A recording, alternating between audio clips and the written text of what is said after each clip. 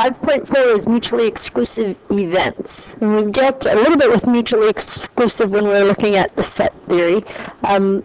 So what mutually exclusive is when two or more events that cannot occur at the same time. For example, the sun rising and the sun setting are mutually exclusive events. So if we think about this in the set theory, that's when we had two sets with nothing in common. Trying to remember the word we used to describe them. Can't think of it. But anyway, we talked about it. We didn't call them mutually exclusive. So probabilities of events A or B. So in the general case, if we're talking about probability of A or B,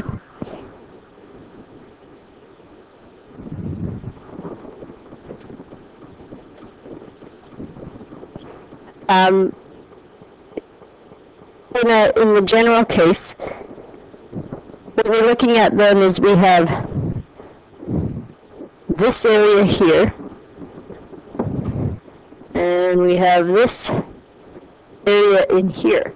Now what's happened then is this area in between has been shaded twice. So what we had done before is we had to get rid of that area. We took that area away once because we didn't want it included twice.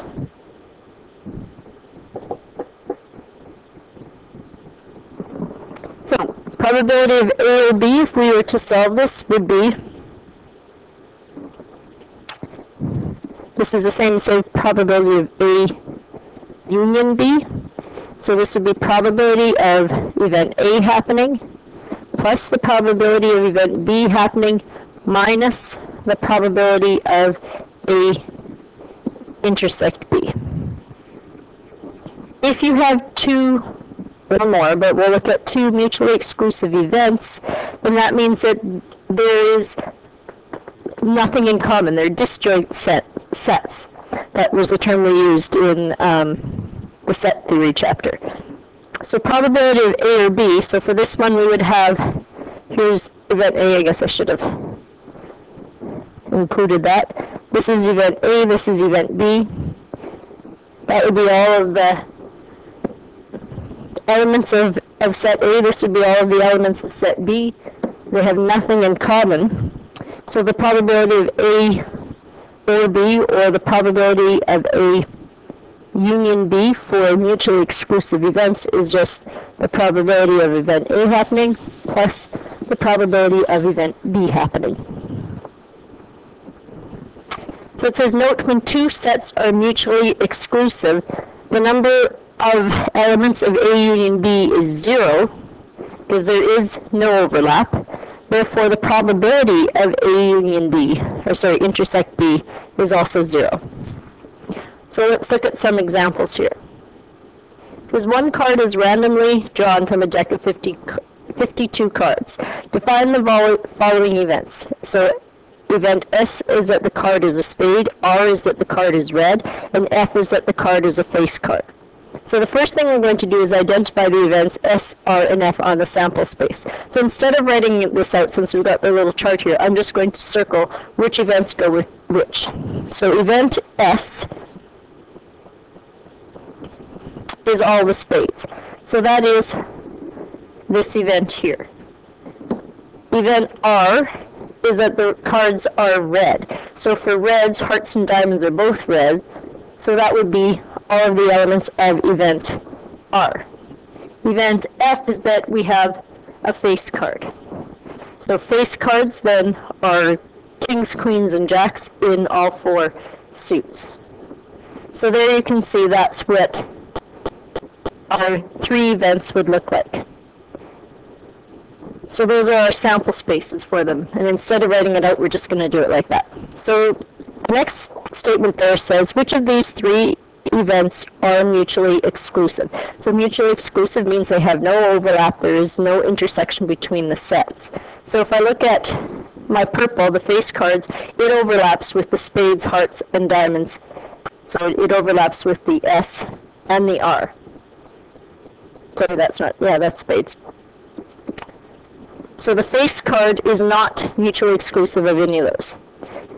our spades is not mutually exclusive with the F, but it is mutually exclusive with the R, and vice versa. R is not mutually exclusive with the F, but it is with the spades.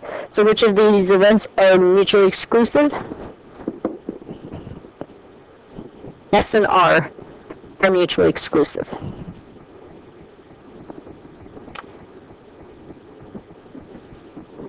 So the next one says,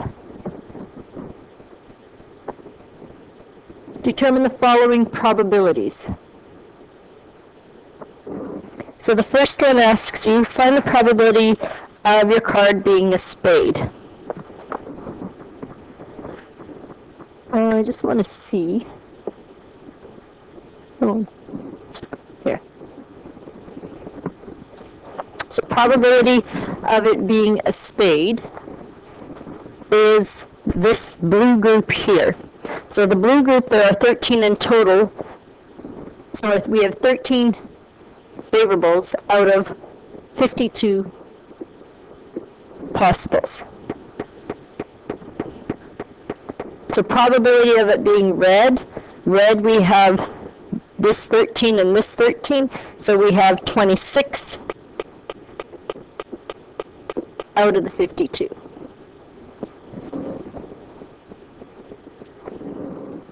So probability of having a spade. I don't know why I'd asked that one twice, but okay. Maybe I think I just typoed there. 13 out of 52. Probability of a face card. So the face cards here, there are 3 of each type and of 4 suits, so that would be 12 out of 52 possible cards. So now when we look at our sets, comparing them together, probability of S and R. So S and R, remember, and is the intersection, and or is union. So probability of it being a spade and red, that doesn't happen. Remember, those two sets are mutually exclusive. So that is 0 out of 52. Probability of it being a spade or red. So a spade or red, that means that we're looking at both of those two sets. So there's 13 in this one and 26 in the red. So we have 39 out of 52. So or is that union, this and was the intersection. So probability of it being spade and a face card. So spade and face card, that's the overlap right here. So there's only 3 of those. Probability of it being spade or a face card. So probability of the spade is this set here of, we have 13 of them. The face card, we have 12 of them, but we have that overlap in there. So we would have probability of a spade is 13 plus the probability of a face card, which is, what do we say, there's 12 of those, minus that overlap of spade and face card, so that was 3 of those, and that's all out of 52 possibles. So 13 and 12 is 25, minus 3 is 22 out of 52.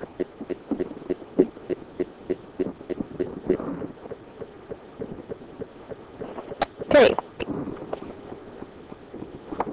So now I'm just going to switch back to full page here. Nope, that's not what I wanted.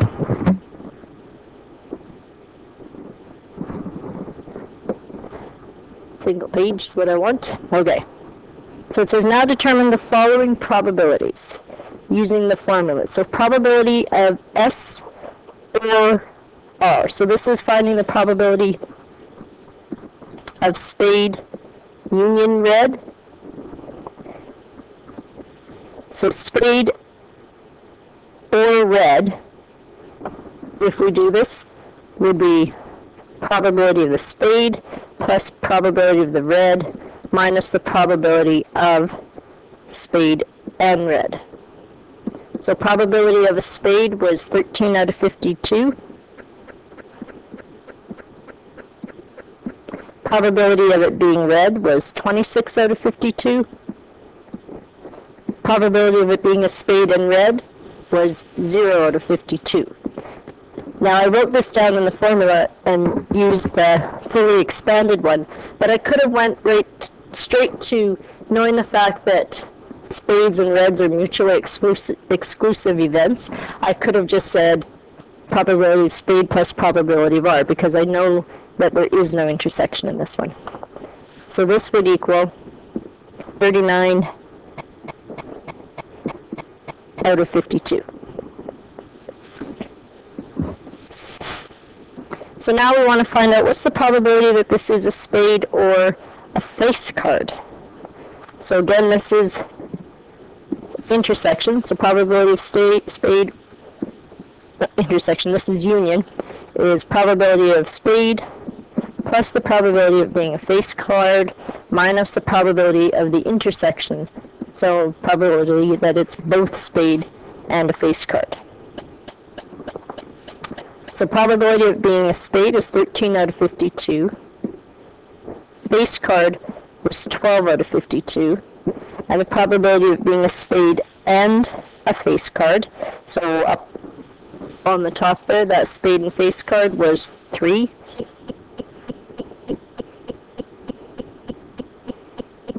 So 13 plus 12 is 25 minus 3 is 22.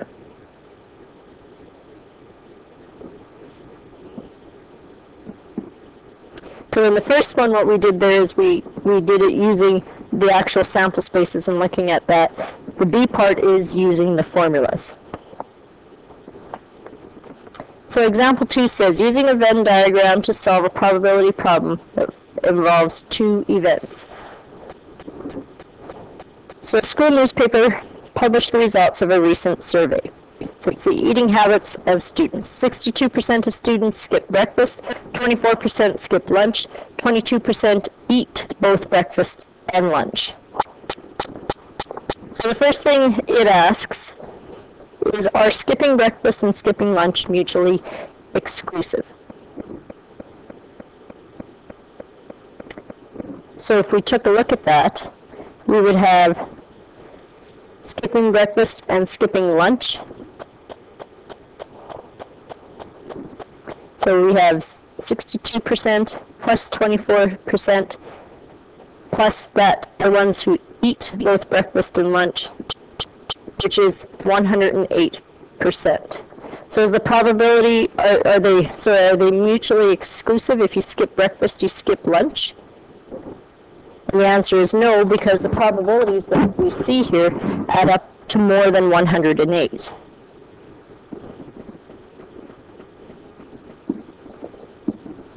Whoops, probabilities.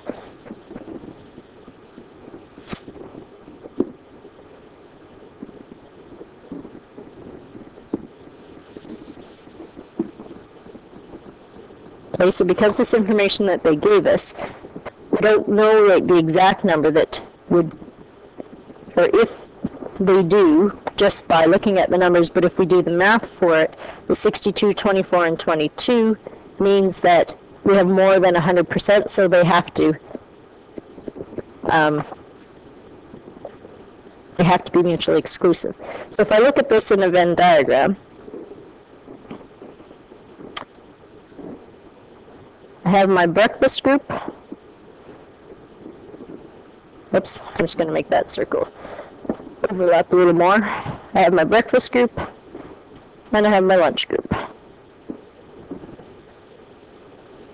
So knowing that I have 108% if I were to do my breakfast group, skip breakfast group, and my skip lunch group, and then the 22% that eat both of those, because they add up to 108%, then that means that the amount that skip both would be that 8%. That's the overlap. So knowing that that's 8%, if 62 skip breakfast, that means in that 62%, this total part here, the B is 62%. That means that the B only, the ones that skip breakfast only, will be that 62 minus 8. So that is 54. So 54% skip breakfast. If 24% skip lunch, then that means that 24 includes that skipping both breakfast and lunch. So I would do my 24 minus 8, and I would have 16%.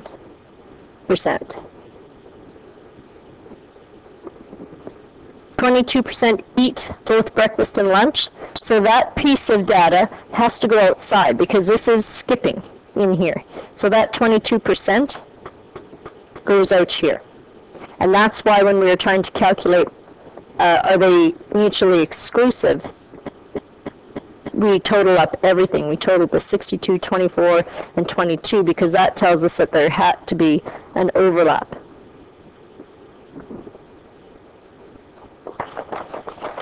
B part says, determine the probability the randomly selected student skips breakfast but not lunch.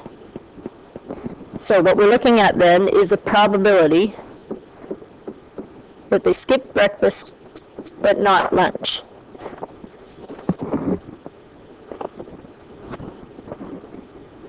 So this would be the probability of breakfast, skipping breakfast, minus the probability of skipping breakfast and lunch.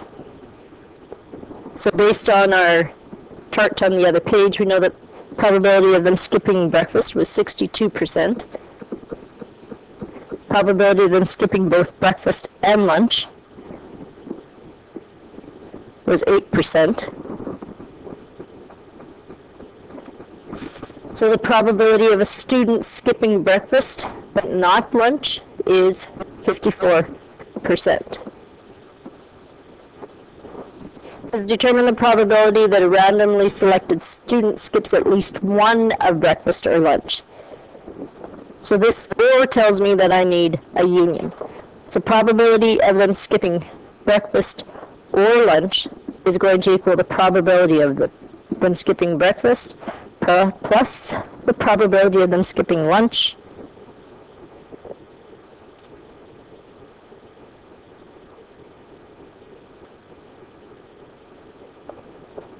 and I'm just going to flip back here.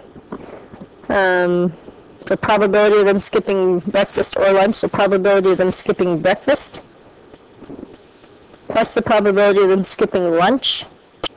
And in this case then we're looking at the probability that they skip both of them.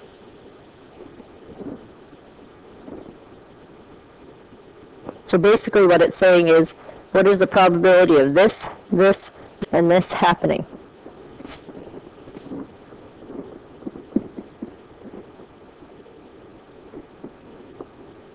Probability of breakfast and lunch. So this is a little bit different because it's asking in the question here, normally we'd subtract that middle amount to find out the union, but because it's saying at least one of them, then we add that in there. So we have 54% plus 8% plus 16. So there's a chance, 78% chance that one of the students you pick will miss breakfast or lunch.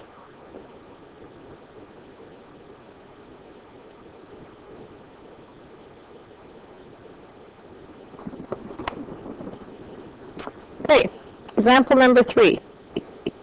Wilma submit bids on 2 web design projects. She thinks she has a 70% chance of getting the first project, but a 50% chance of getting the second one. She puts only a 15% chance on getting neither of the 2 projects. Find the probability that she gets both projects. So if we call A, event A, I'll write it here. Probability that she gets the first project. B is the probability she gets the second project.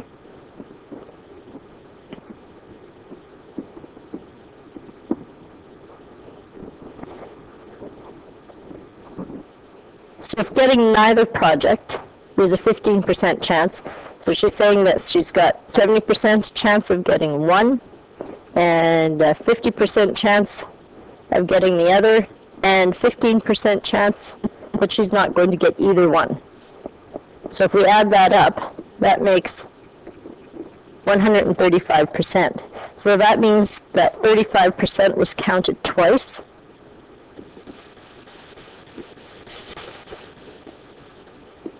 So that is our overlap then. That is the part where she's going to get the probability of getting both projects. So if we draw this, this is event A, this is event B. We figured out that the probability of getting both projects is 35%. Then we can figure out the rest from there. And we know she's got 15% chance of getting neither of those projects. So now let's figure out what the rest are. And we're going to do this one using the formulas. So at least one of the projects. So the probability that she gets A or B.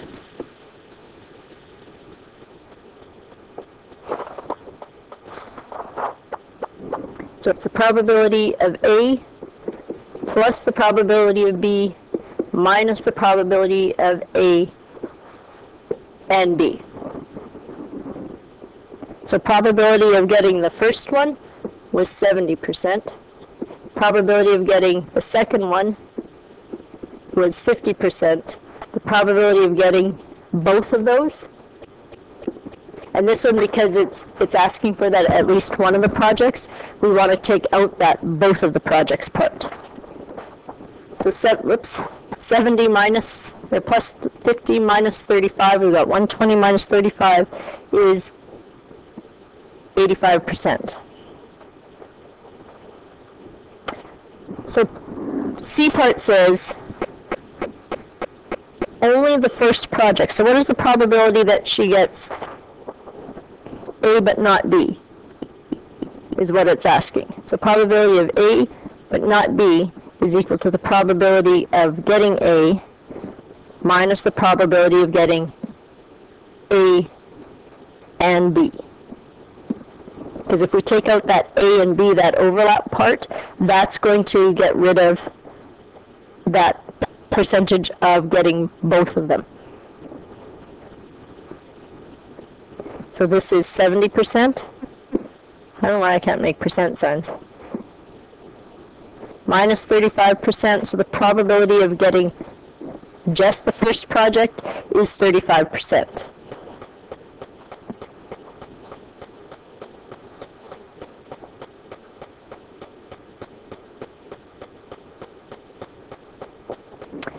D part says, what is the probability only one that she gets only one of the two projects? So if we look back here, whoops, I went the wrong direction. I figured out the probability of her getting A is 35%. So if she's going to get one of these two projects, it means that she's going to get either project A or project B. So I need to calculate my B here. I don't know what my B is. So it said she has a 50% chance of getting the second project. So if that's 50% for all of B, then B only is going to be, whoops, 50 minus 35. So that is 15%. So only one of the two projects means what's the probability that she gets A or B, but not both. So we're taking out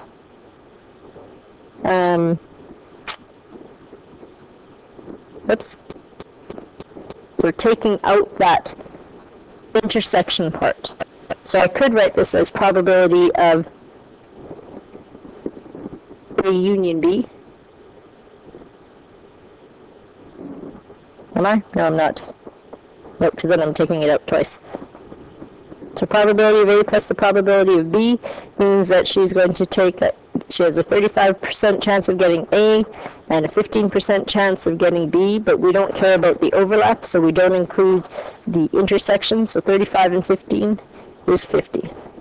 So there's a 50% chance that she's going to get one of those.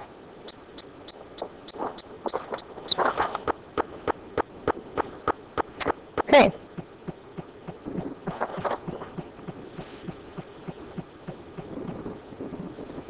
So just a little bit of the summary here. It says you can represent the favorable outcomes of two mutually exclusive events. A and B is two disjoint sets, means that they don't have anything in common. So if they're disjoint, then when you do the union of them, you have probability of A plus probability of B. The non-mutually exclusive events, A and B, so they're intersecting sets, you can represent the probability that either A or B will occur with this formula. Probability of A, it's kind of fuzzy here, but probability of A union B is equal to probability of A plus probability of B minus that intersection. Or alternatively, what you can do is use the probability of A not B plus the probability of having B, but not A plus that probability of A union B. So it's a little bit different, because what you're doing in the first one is you're including all of A, which has the overlap, all of B, which has that overlap too, in the first formula. In the second formula, you're taking away. You're going probability of A not B, so you're taking out that overlap, plus the probability of B not A, so you're taking out the overlap twice, so then that means you need to add it in once. When two sets are mutually exclusive, both formulas are equivalent. Okay? The number of elements in A union B, if they're mutually exclusive, is zero, and the probability of them is 0. So it says you can use the principle of inclusion and exclusion, which is used to count the elements in the union of the two sets to determine the probability of non-mutually exclusive events. So that's what we've done, that principle of inclusion and exclusion, where we sometimes add in that intersection, sometimes we need to take it out. So your assignment is on page 338 to 342.